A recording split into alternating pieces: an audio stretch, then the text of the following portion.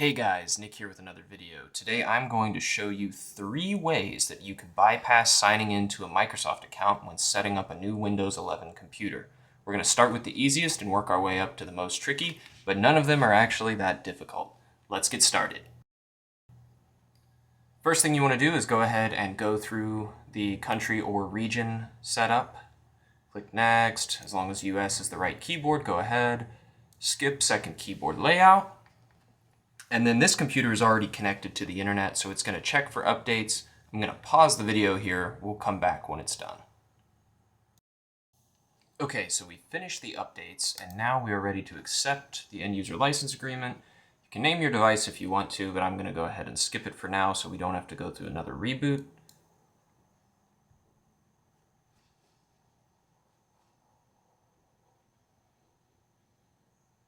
Okay, so here is the first way that we can get around this.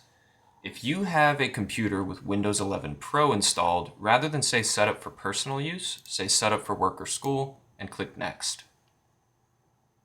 Then it's going to ask you to sign into a Microsoft account, or really a Microsoft 365 Apps for Business or other similar account. Click Sign In Options instead of trying to sign in, and then click Domain Join instead.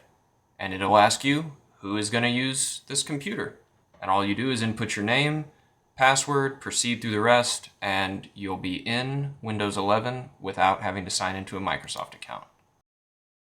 The next way to do it is by using a little bit of command line trickery. So all you have to do is hold the Shift key and hit the F10 key.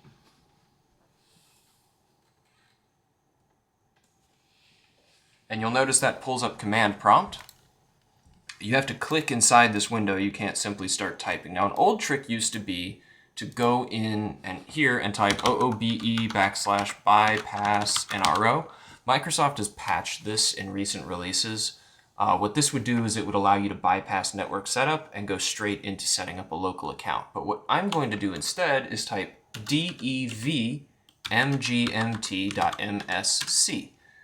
This will pull up Device Manager, and then what we can do here is go in, find network adapters, and this one's on Wi-Fi, so we're going to disable Wi-Fi, but if you have an Ethernet cable, you can also simply disconnect the Ethernet cable. You don't even have to mess with all this. And I'm going to say Disable Device, which is actually going to disconnect me from here, but it will then allow me to set up a local account. It'll drop this screen out fully and just allow me to set up a local account that way.